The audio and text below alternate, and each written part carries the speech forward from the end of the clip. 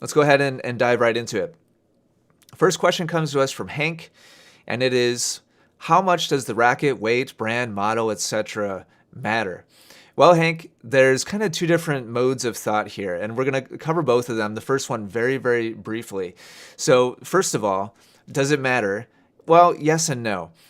No, in the sense that when there's a big gap in skill, then you can kind of win with anything. Like any kind of racket-like object is good enough for somebody who's really, really good at tennis, or at least there's a big gap between one player and the other player. I made a bet with a friend of mine. This is a long time ago. I don't know. This is probably 12 years ago, 13 years ago. He bet me that I couldn't beat him with a frying pan, and this is him paying me $20 after I did beat him with a frying pan. Maybe this sounds familiar, and that's because Andy Roddick has actually done this multiple times. If you go to YouTube and you just do a YouTube search for Roddick frying pan, there's a bunch of videos of him playing against people who were kind of like trolling him or like calling him out. One of them actually hilariously, David Portnoy, if you know who that is from Barstool Sports, challenged him. And so Roddick a bunch of times, I think once against a journalist, if I remember correctly, figured out a way to win against somebody else who plays tennis, but not necessarily like a high level player. So does gear, matter a lot? Well, to a certain, sorry about that. Does gear matter? Yeah, obviously it does, but when there's a big like gap in skill, not as much. When it is closer, on the other hand, then you should absolutely get any advantage you possibly can. And so we're going to talk about that. I don't talk a lot about gear on this channel, and that's because I think everybody should know kind of what's best for them and what feels best for them. And we're going to talk about how to figure out what that is. So let's talk about brand versus brand. As long as it's a relatively, large, well-known manufacturer, Babolat, Head, Prince, Wilson, Vocal, Diadem, Yonex, Dunlop, Technofiber, Solinco, they all make great rackets. And I'm sure if you're watching and you're passionate about tennis, then you probably have a favorite brand, and that's fantastic. But they all make good stuff. The biggest difference is going to be from model to model in these 5 different categories: total weight, head size, the balance point of the racket, how flexible the racket is, and then the string pattern. And we're going to go through here really quickly and define each of those and talk about what you should be looking for and which different characteristics you should maybe lean towards. So these are my very broad, very, very general. There's going to be, somebody in the comments, somebody in the chat who's like, I use XYZ, it's like the opposite, and it's a great racket, and that's great. Again, it kind of comes back to what your personal preference is. But here's my general suggestions. Like for the average tennis player and somebody who's looking for just general guidance, total weight, you should be looking for something not less than 10 ounces and probably not more than 11 and a half. Now, of course, there are exceptions to this, but in general, below 10 ounces, we're talking about unstrung weight here, by the way, without strings in the racket, just the frame itself. Below 10 ounces starts to get too maneuverable, and it's easy to use bad technique. Above 11 and a half ounces, and you could push that a little bit. These days, it's hard to find a racket that's significantly more than that. 10, 20 years ago, it wasn't uncommon to see a racket more than 12 ounces without strings. But once you start getting up into that weight range, it's just hard to swing because of it's hard to maneuver unless your technique is very refined and you use your body very well, like in terms of biomechanics and in terms of your athleticism. You're strong, you're coordinated, you use the kinetic chain well. If those things aren't true, then you should not be using anything definitely over 11 and a half ounces. So between 10 and 11 and a half is kind of like your bookends in terms of being really light and being, really heavy. And then here's your general guidance on head size. Any less than 95 square inches, I really don't think is appropriate for a normal tennis player. There are exceptions. But once you start getting below 95 square inches, and these days things are trending more towards like 97, 98, below 95, you're starting to get really heavy. Those two things are very closely connected. And above about 105, things are starting to get really light. So these kind of go in opposite directions. Above 11.5 ounces, you're probably going to be 95 square inches or less. And below 10 ounces, you're probably going to be above 105 square inches. And once you start getting that heavy or that light, the racket's either very hard to maneuver or way too easy to maneuver and use crappy technique. And my general guidance on balance is look for a racket that's either evenly balanced. That means usually this is written on the frame. The amount of weight between the head and the handle of the racket is about even. Or look for something that's a little bit head light, meaning there's a little bit more weight in the handle than there is in the head. Rackets that are really, really light tend to have more weight in the head.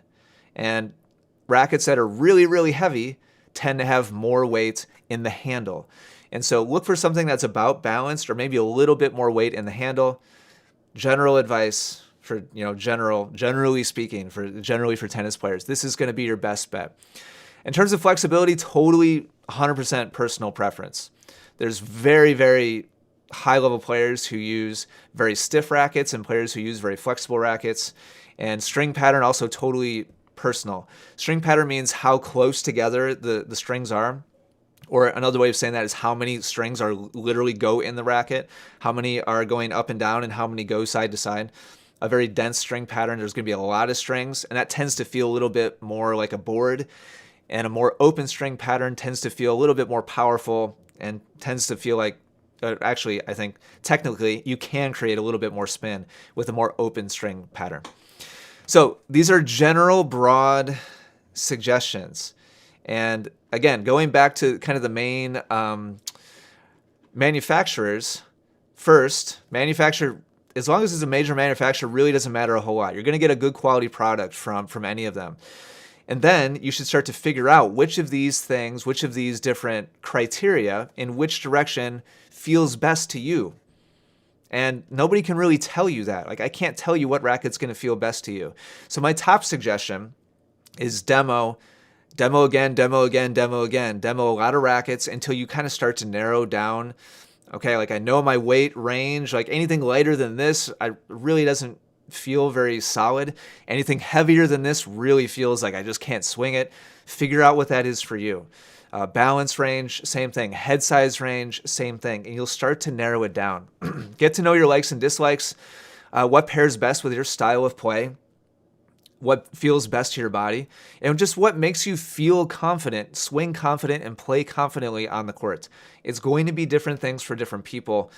Very generally and broadly speaking, the higher level player, generally the heavier the racket they prefer, generally the smaller the head size they prefer, and generally the more weight is in the handle and the less weight is in the racket head. It's a very generalized answer. And rackets that are really big, really light, super easy to maneuver, they're really designed for players who don't have very refined technique. And so they need to use like quick, flippy, kind of twisty movements of the racket to hit the ball back because they haven't learned how to use the rest of their body very effectively yet. So that's your general answer. Hopefully that's helpful. My biggest recommendation really is to go out there and demo as much as possible. All right, quick drink, and then we'll get to question number 2. Great to see all of you in the chat today. Bill, Denise, Elliot. How's everybody doing today? All right, this is a really, really big question. And we're going to spend a little bit of time on this and the next one as well. So Susan wrote in and said, how do I play like I practice? I have so many issues with my mental game. My play and practice is awesome, but I step on the court and I lose everything I know. All right, Susan, we're going to narrow down exactly why that is. And first of all, we need to get this out of the way. I think this is a general overarching assumption that tennis players have. And that's basically, if I feel good and hit great shots in practice, then I'll also feel good and hit great shots in matches. And they kind of feel like, well, they're both tennis, right? Like a forehand's a forehand, right? And a backhand's a backhand. Well, no, actually, not at all. It's kind of two completely different skill sets. And let's talk about why. So here's what the experience is like usually for tennis players practicing. Usually we're comfortable during practice in terms of like where we're going, the location, the courts, maybe the club or the park that we're going to. It's familiar surroundings. There's a familiar partner usually. It's not very often people show up to practice with a total stranger. So you at least know this person a little bit. There's some familiarity there with the person you're practicing with. Generally, players are doing controlled drills, patterns, or targets, or they're playing some points back and forth. But even then, it's predictable because we know that person. And so the pace of the ball going back and forth, the tempo of the rallies, the spins being used, the depths, the targets, we always have at least a little bit of familiarity with that other person on the other side. And so what's the point of practice? The point of practice is to build your skills, develop better habits, develop tools that you can have in your toolbox for matches, and to kind of build confidence and rhythm and feel like when you walk off the court that you know what you're doing as a tennis player. So this is kind of the point of practice. Like the point of practice for most people is not to be uncomfortable and tear themselves down and to feel bad and to feel like, I don't know what I'm doing out there. Obviously, that's not the point of practice for the vast majority of people, right? Now, let's contrast that with the experience in playing matches. Let's look at all those same things. A lot of times, not always, but a lot of times we're going to like an away location or like a third party, Switzerland, like so a different park or a different court or a different club. We're going to play maybe a tournament or we're traveling to play sectionals or nationals or something like that. There's a lot of discomfort in just not being familiar with the surroundings. Then we have literally an opponent, like somebody whose whole job is to try to poke holes in our game and to try to make us feel uncomfortable. Like that's literally the point of what they're trying to do. And so we have this threatening force on the other side of the net. It's chaos and random because we've probably never seen this person before. Not always. Sometimes you'll play the same person multiple times. But if you're playing like a tournament or you're playing a league match or something like that, usually it's somebody we haven't played before. And it's totally up to our opponent, that opposing force, what they want to do. And so there's not a lot of predictability. Anything is possible. Style is unknown until we get into the match.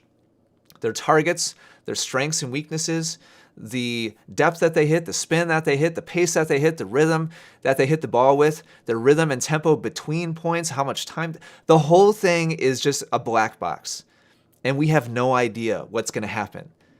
So just think about this really quickly. So the practice experience, this is generally true, right? Of course, there's going to be some variation, and different people like to challenge themselves a little more in practice. And some people, when they play matches, it's a little more familiar than others. But generally speaking, hopefully you understand the contrast that I'm trying to strike here.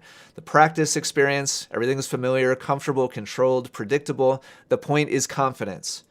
And in matches, uncomfortable, threatening, random, unpredictable. And the point is to test yourself and to challenge yourself and basically show up and say, all right, I'm going to find out for real today, like what do I really have in my toolbox and what skills do I really truly own as a tennis player.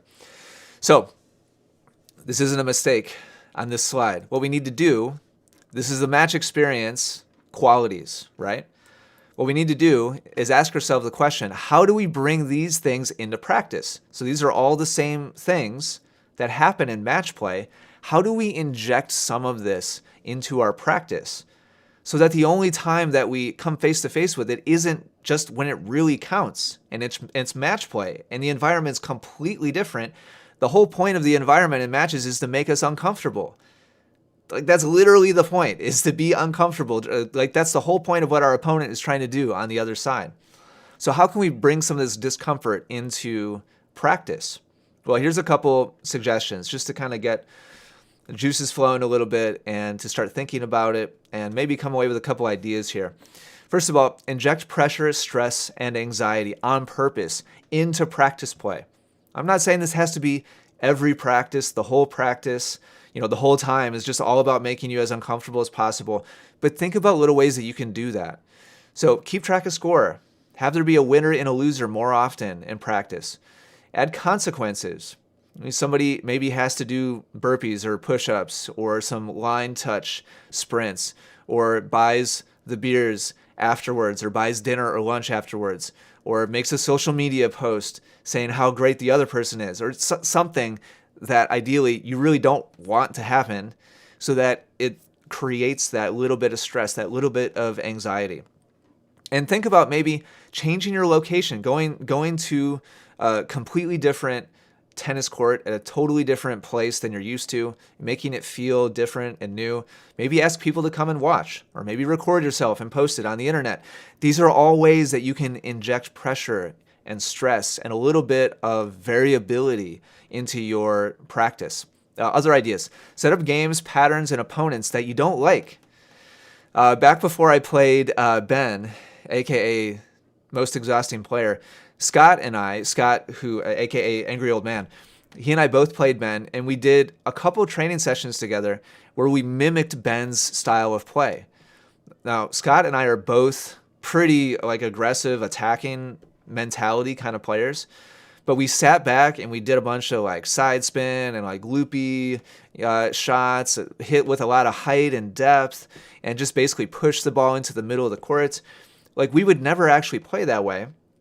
But to help the other person, A, leave their comfort zone, and B, experience something different and have a little bit of controversy on the other side and get them to practice overcoming that controversy, we played like Ben to help each other out because we knew we were training for a specific opponent.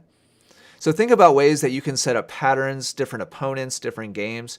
If you hate the net, then in your next practice session, play a bunch of points where you hit the ball short and the other person has to approach and take turns feeding short back and forth.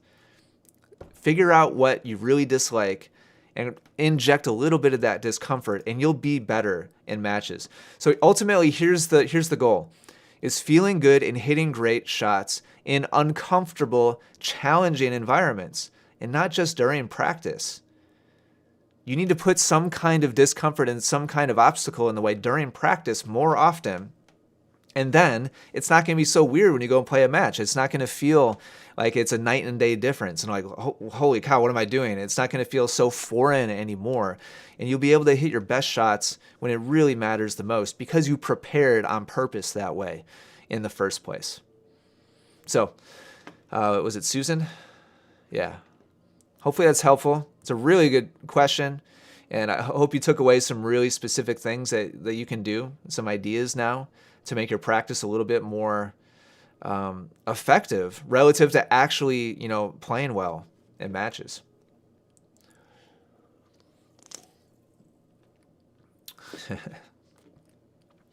Yeah, Elliot. I mean, there's honestly, I know you're kind of joking around, but there's something to that. Inject stress into every aspect of my day. Probably don't recommend that. It might not be good for your health. But there's something to be said for being uncomfortable there's something to be said for being comfortable in uncomfortable situations, meaning you haven't just spent every minute of every day of your entire life being that doesn't sound very enjoyable or fun, or I don't like it when somebody does X, Y, or Z. Start kind of getting used to getting poked a little bit and being put in a weird, position that maybe you don't necessarily like, but it's helping you grow as a person, for sure. All right, moving on to question number 3 here.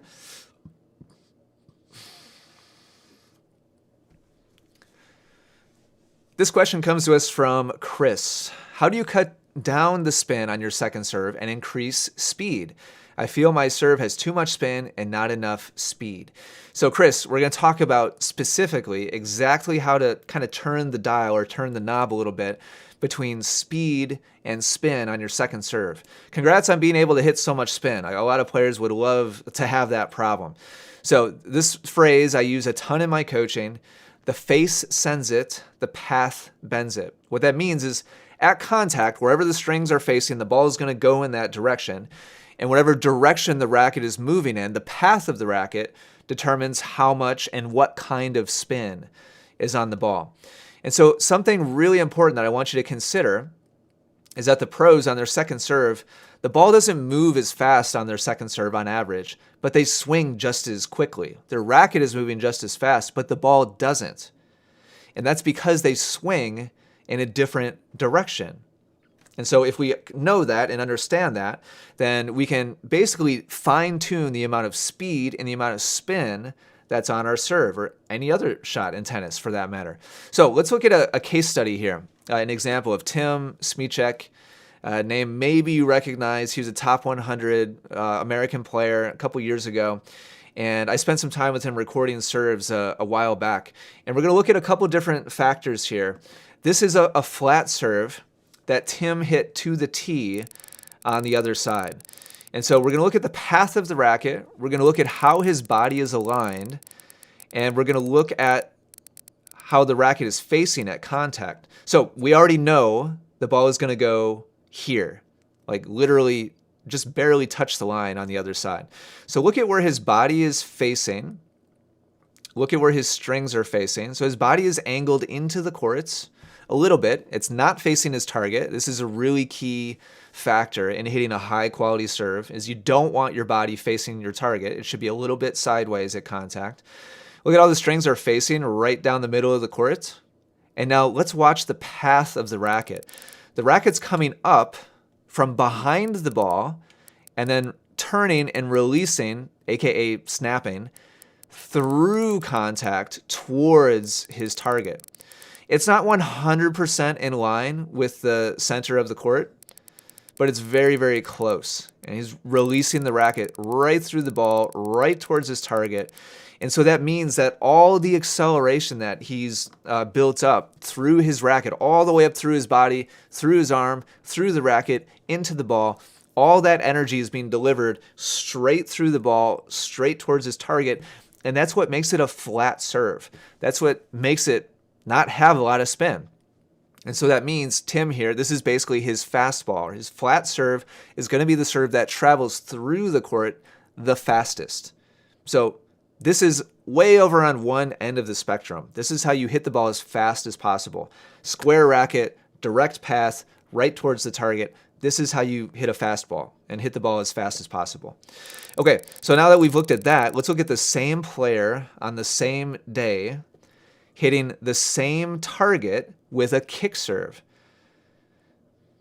So you can see the ball kicking, literally kicking up and to the right on the other side. Watch the bounce and then the kick up to the right.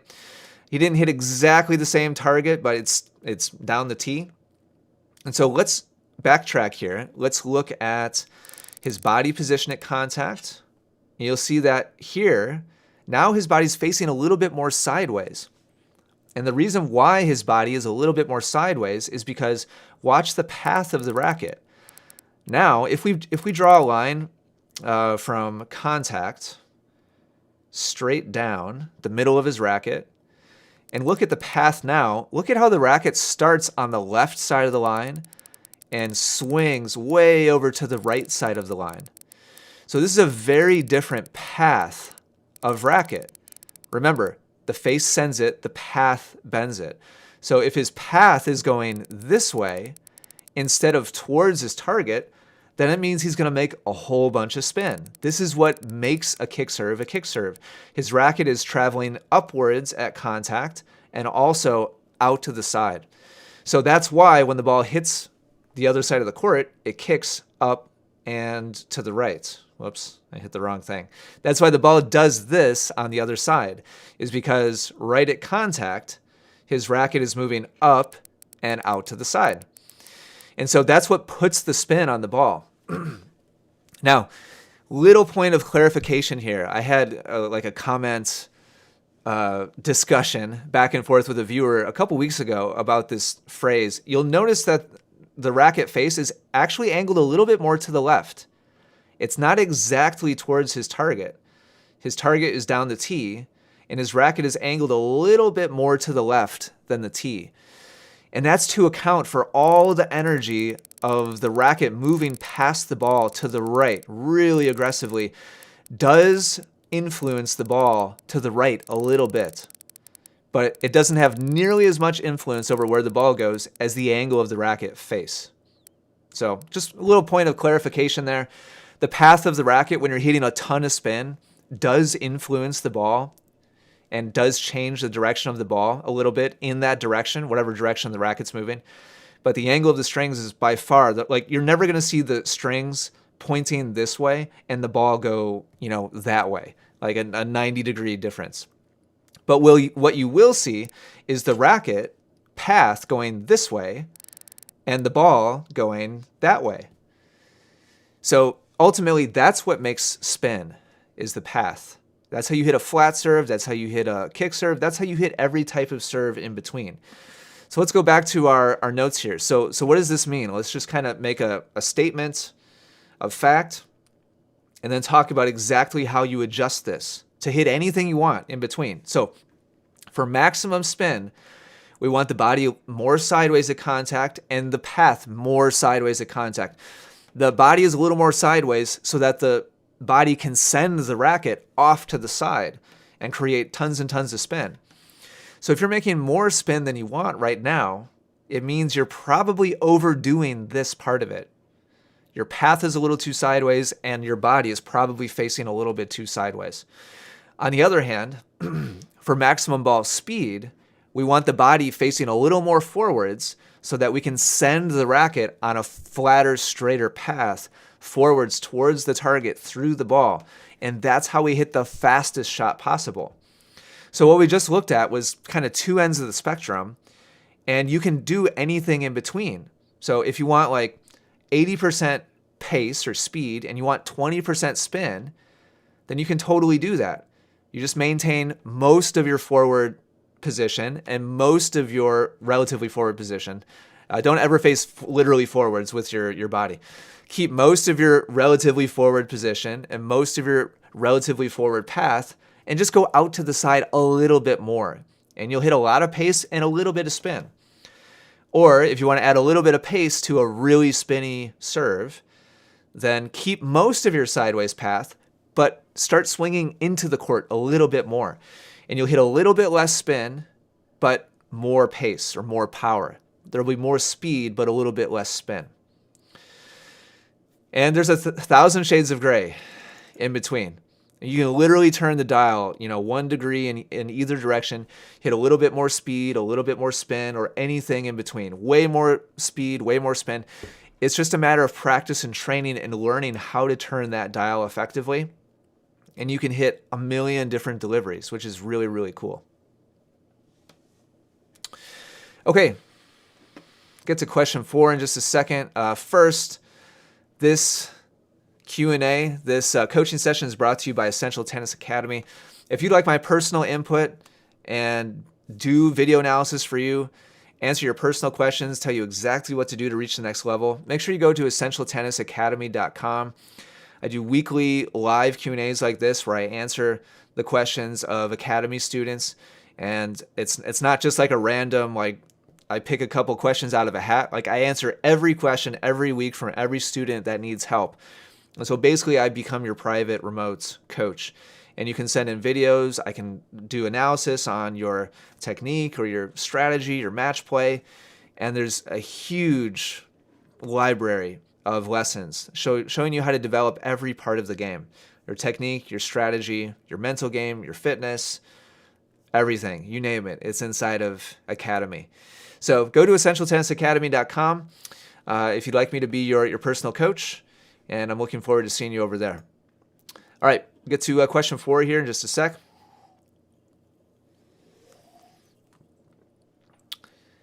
Yeah, JJ, totally hear what you're saying on hitting the fence after one bounce. That's like definitely a big moment in every tennis player's life when they do that for the first time. And I feel like fencing and overhead too. When you hit an overhead, you spike it like so strongly that it hits the court and then goes over the fence on the other side. That's a big one too, if you're able to do that. All right, this is a huge, huge question, and I'm looking forward to going through it. It's so important, and I feel like this is extremely under discussed. I think it's very misunderstood. Kind of like earlier when we were talking about like what's the purpose of matches and what's the purpose of practice. They're wildly different. Like it's a completely different thing, but somehow tennis players kind of expect that, oh, I had a good practice day, so I'm going to play great in my match. No, like it's not even close to the same thing. So this is a little bit of a continuation of that topic, and it's a really important one. All right, from Catherine, any suggestions for recreational players in terms of how best to divide your time between private lessons, practice with friends, and matches to improve, i.e. becoming a better overall player? Really good question, Catherine, and we're going to actually break this down a little bit more granular. You'll see what I mean in a second. So we're gonna break things up into 4 different categories. Category number 1 is lessons. What's the point of lessons? Why are we showing up? Well, hopefully, and this isn't why everybody takes lessons, but the assumption is we're there to gain new information from a coach, to try new techniques and try to improve our skills, obviously. Try new tactics, maybe try different patterns or different combinations so that we can learn different ways of challenging our opponents and start learning new habits, start developing new and better skills so we can become a new and better player. So what all this has in common is it's new. This is all new stuff. This is where we and this is what a lot of you are doing on YouTube or listening to podcasts or reading emails or blogs that are full of good instruction. New information, new techniques, new tactics, new ways of thinking about the game. This is kind of like the very first starting point of becoming a better player. Step number 2, or phase number 2, is solo practice. You didn't mention this, but it's critical. We're going to talk about practice with a partner, but also solo practice. In this phase of improvement, we're taking the new information that we got from a lesson. This is just totally skipped by most tennis players. We're taking the new information, the new movements, the new habits, the new tactics, the new patterns, and we start mastering them. When you finish a lesson, your coach doesn't have a magic wand that he or she can just like tap you on the shoulder and say, and now I've bestowed upon you all of these new and wonderful skills. No, you have to actually go train those things. Understanding it is step 1, but then you have to go train it. And doing it by yourself at first is really valuable because you can control the environment. You can do that by doing shadow swings, by dropping and hitting, by using a ball machine. Notice this is taking a progression here. Easiest, easier, easiest, a little bit harder, and a little bit harder. And so you can take a new movement or a new tactic or new target, and you can practice it a little bit harder, a little bit harder, a little bit harder. This is how you develop a skill. But unfortunately, tennis players kind of, I think, turn their nose up a lot of times at the idea of practicing by themselves against a wall, on an empty court, in their basement, in their driveway, and just rehearsing and repeating better movements, new movements. So after solo practice comes partner practice. So you did mention this one. So now we're taking a partially mastered habit from solo practice that you've been working on, and we're taking it kind of into real life. That's why I put real life in air quotes. It's kind of real life in the sense that now we're actually hitting with a human back and forth. And so there's much more challenge. It's much more dynamic. Even if the human wanted to hit us the same ball to the same place again and again, they couldn't do that because they're not a machine. So there's a lot more variation. And so that new habit or skill is getting stressed a lot more. So you can do this through cooperative rallies where you're working together, through competitive rallies where you're keeping track of score. You can start to add serve and return and start to make it like a real match, but it's still not a real match. What this is doing is preparation for real competition, for serious competition, where the stakes are higher, the pressure is higher, the challenge is higher, because our opponent is trying to make us as uncomfortable as possible. And so that's phase 4, serious or like real matches. So this is a stress test now of your habits under maximum pressure. Your opponent can do anything they want to try to make you uncomfortable or make you annoyed or make you play poorly. And now your best interest is out the window. The person on the other side of the court, not only do they probably not care if you play well or play bad, but they would probably prefer you play badly in a real match. Like if you go play a tournament or you go to a league match, I'm not saying that they're a bad person and they're just hoping that you have a bad day. In terms of their success, it would be easier for them if you're off. It's more likely they're going to win. So as a competitor, they're trying whatever they can to make you play poorly. That's the whole point. And now everything counts, so there's more pressure. And now only your most trained habits are going to actually show up.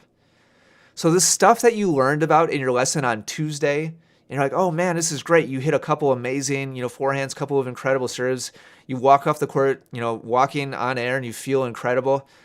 The chances of that showing up in your match on Friday is almost zero because you've only done it a couple times and only in a very supportive, controlled, comfortable environment. And now we're taking all that away in your match. And so your old serve is going to come back out and you're going to go back to what you were doing before. So remember, under maximum stress and challenge, only your deepest, most trained habits will come to the surface. Anything that's just partially mastered, even if you have it mostly mastered, will stay on the back burner. So this is the purpose of these different phases of training or mastery.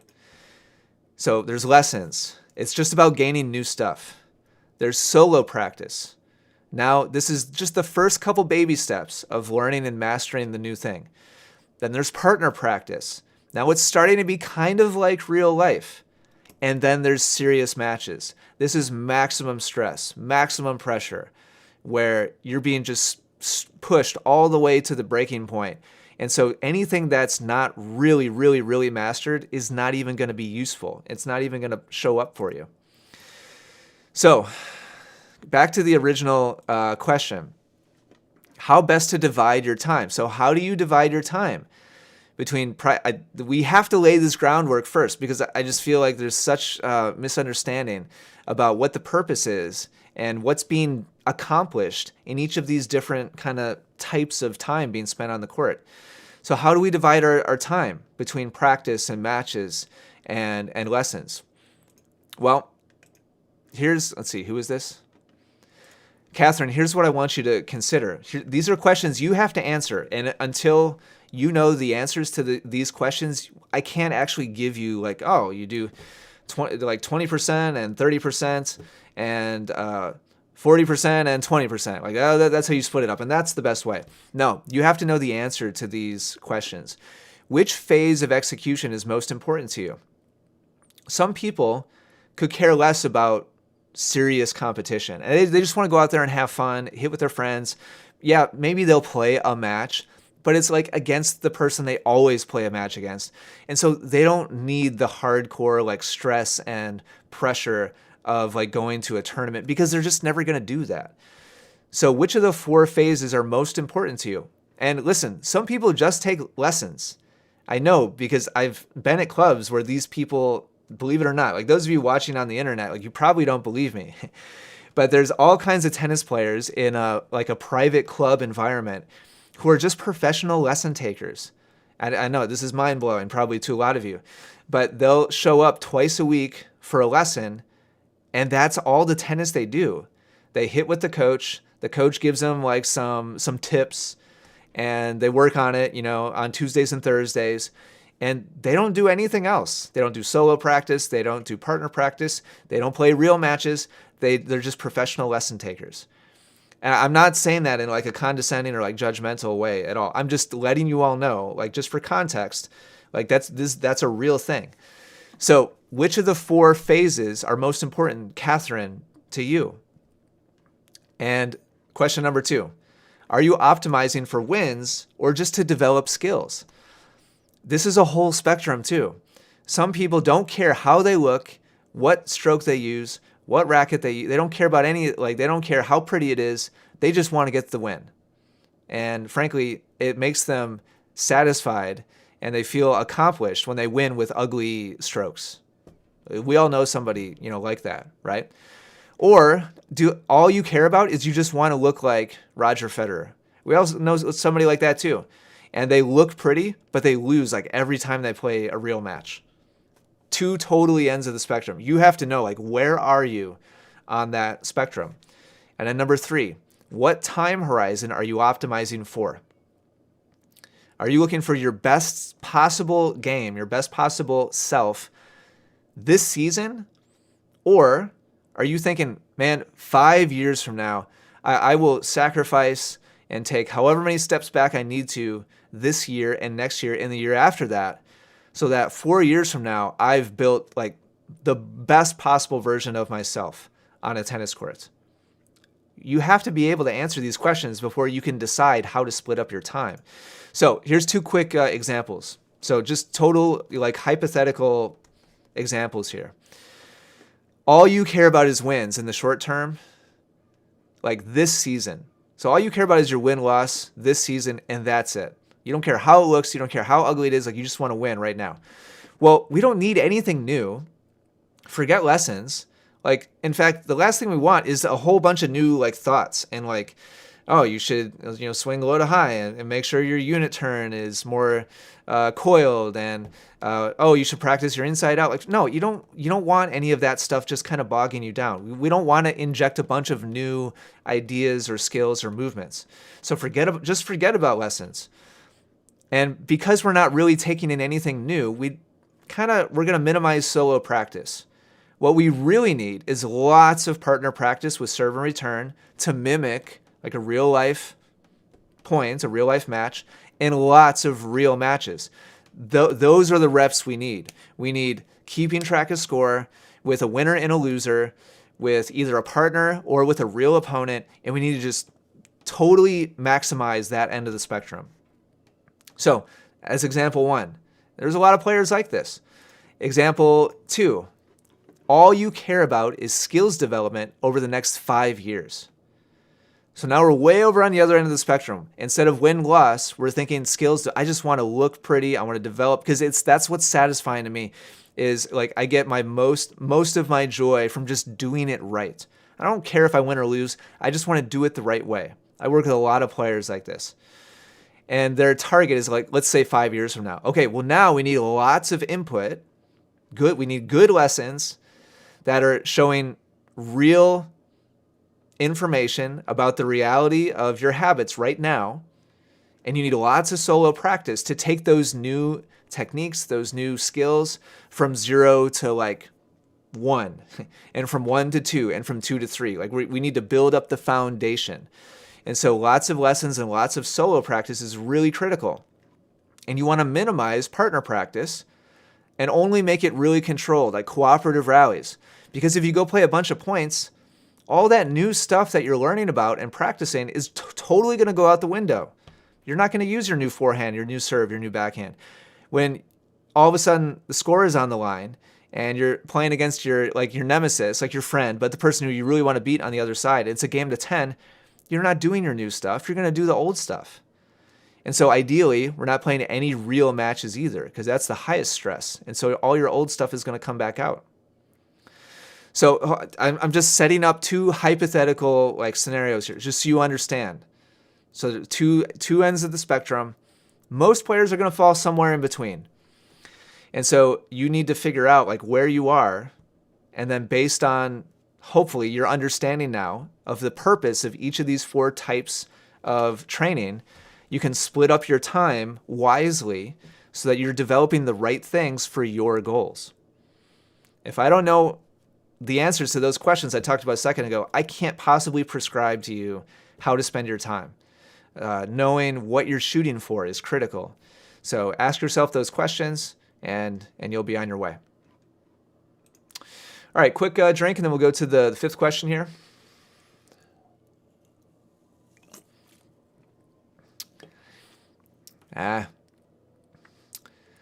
Pickleball's not that bad. Listen, if all the tennis courts in the world were all full all the time, then pickleball wouldn't be a thing. So it's just a response. It's a response to the opportunity and people looking for something a little bit easier to pick up. I understand why people are frustrated seeing tennis courts getting used for something other than tennis. But if there were tennis players on the tennis courts all the time, then pickleball wouldn't be a thing. So Like, we should be thinking, like, how can we support the game of tennis and grow the game of tennis, as opposed to like hating on pickleball players, in my opinion. Plus, I mean, it's a fun game. I like tennis way more. Like, if I had the choice to do one or the other, I'm gonna play tennis.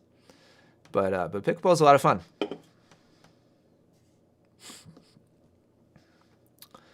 All right, another quick drink, and we'll go to the last question here.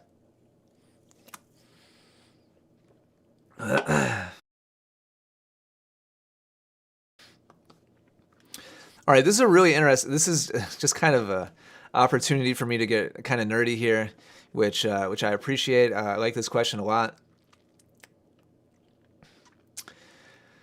From Alfando, I want to know the mind of tennis players, especially direction. Generally, I can hit in two directions, left or right. In other words, cross court or down the line. But I heard there are people, pro level and much less than pro level, Alfando, you can do this too, and we're going to talk about how, that have more than two options or directions to hit. Is this true, and how? Yes, this is, Alfando, I hope you see my response. This is probably going to blow your mind, but there's so much going on when you watch a good tennis player. And I'm not even talking professional, but I mean the strongest, normal players at your local courts. There's a lot of thought and a lot of intention behind every single shot. So let's talk about this. So what you're talking about is direction, initially, in terms of like lateral direction, right and left. So you talked about cross court and down the line. There's two other options. There's inside out and inside in. And all of these options are available for every type of tennis shot. Let's define what inside out is and what inside in is. So let's say that this is you, tennis player, and you're a right-handed player. You can see the hand on the right hand on the bottom of the handle here. And so this is going to be a forehand shot hit from this side of the body over on the right side. This is a cross-court direction of shot. This is a down the line direction of shot.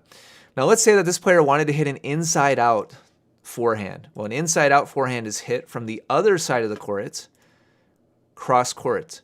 The reason why this is called inside-out is because the ball is now traveling in towards the inside of the player. So on the cross-court shot here, the ball is traveling out, away from the player. So it's the outside of the player. If this player is on the other side of the court and the ball is traveling in and you hit the ball back out where it came from, that is an inside-out forehand. If a forehand is being hit from this position in this direction, that's inside out. So you can probably figure out what inside in is now. So it's a forehand being received on the inside of the body and directed back to the inside. And so it's just a down the line inside shot. And inside out is a cross court inside shot. So inside out forehand, inside in forehand. And then if we move this player back over here, just for demonstration here, this would be an inside-out backhand being hit from here. And this would be an inside-in backhand. So you can hit inside in, inside out, cross court, down the line, volleys, and ground strokes, and slices, and lobs, and like every type of tennis shot, drop shots. There's inside, there's outside, there's cross court, there's inside in, there's inside out. And so these are just basic lateral directions of shot. So this is layer one. We're going 5 layers deep here, and we're going to give a couple of examples at the end. So layer one is lateral direction. Layer two of control, like controlling the outcome of the shot, is speed. And good players know how to change the speed of their swing, how to change the direction of their swing so that the ball comes off faster instead of having more spin. That's totally controlled by the player in what direction they swing. So if you swing more direct, you can hit faster. If you swing more past the ball, then you can hit more spin, but the ball doesn't move as fast. And so you can take speed away from the ball by spinning it. If you haven't thought about that, maybe that might blow your mind. Having a more firm hand at contact sends more speed back to the other side. Having a looser hand at contact takes more energy away from the ball. And the way you move your feet and transfer your momentum can add speed or pace to the shot, or it can take away speed or pace from the shot. So you can turn all of these dials either up or down.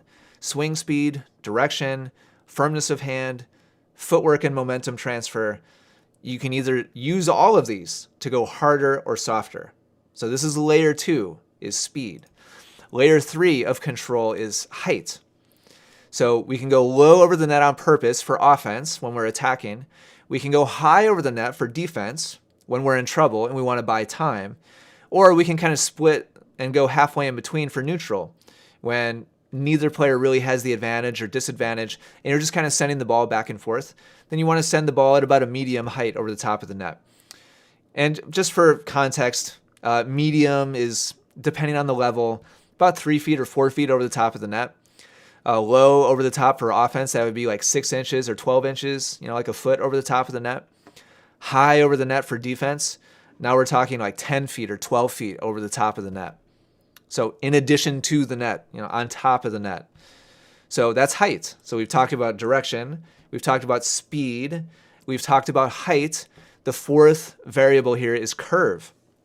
And you can curve the ball by spinning it. And good players are constantly curving the ball on purpose to create different types of shots and be able to hit the best shot possible. So topspin curves the ball down, which means you can aim higher and have more space over the top of the net. So that's what margin for error is what I'm talking about.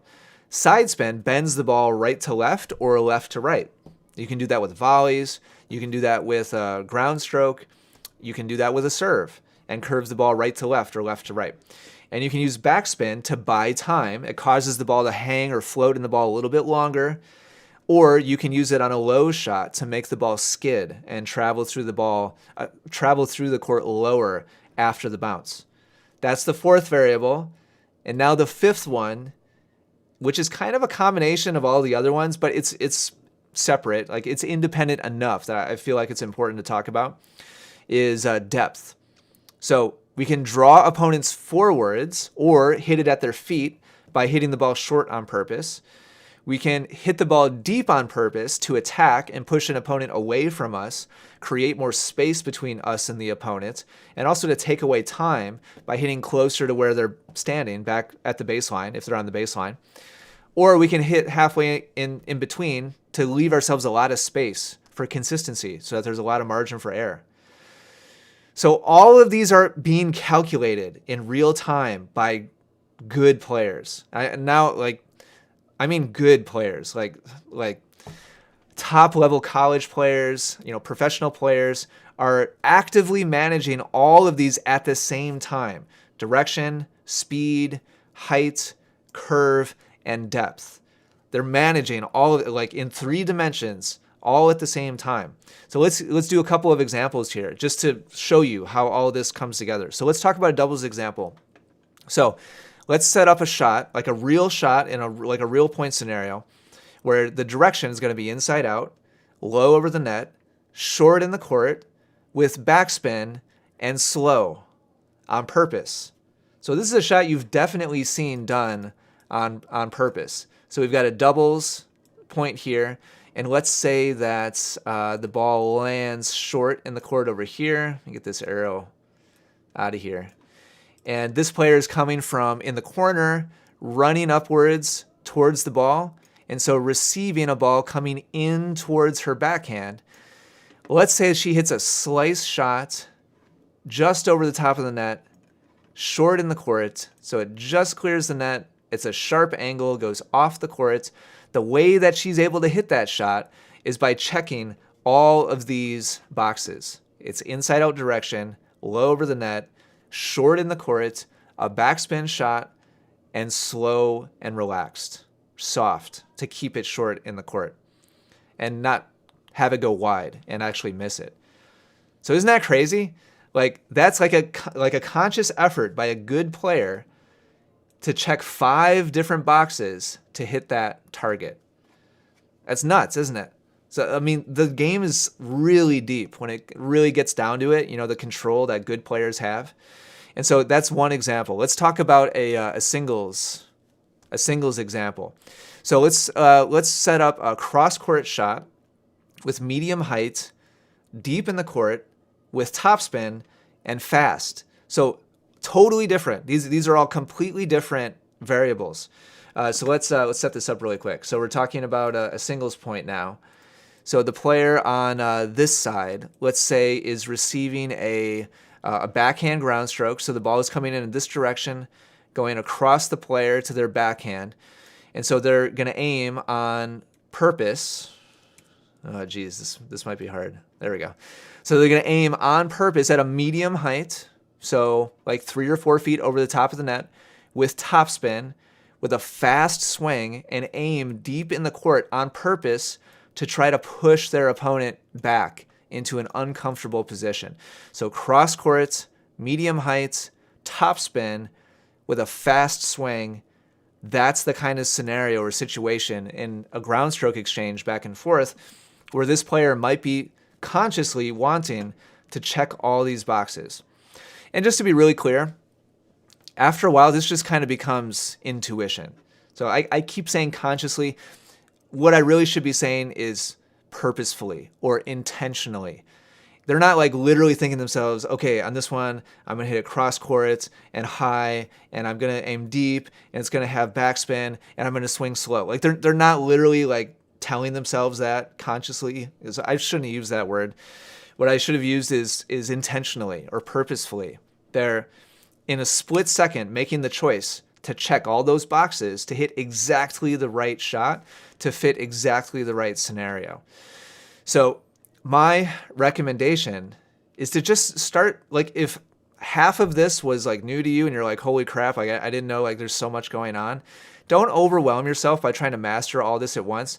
Just pick 1 or 2 that sound fun, or like, man, it'd be really cool to be able to do that. Direction, speed, height, curve, depth. Pick a couple of those, or 1 or 2, and just kind of fool around with it, and practice it the next time you go out onto the practice court, or maybe in a match. If it's not a really important match to you, just try it out and experiment with it and start to develop the skills or the tools to be able to do that stuff on purpose.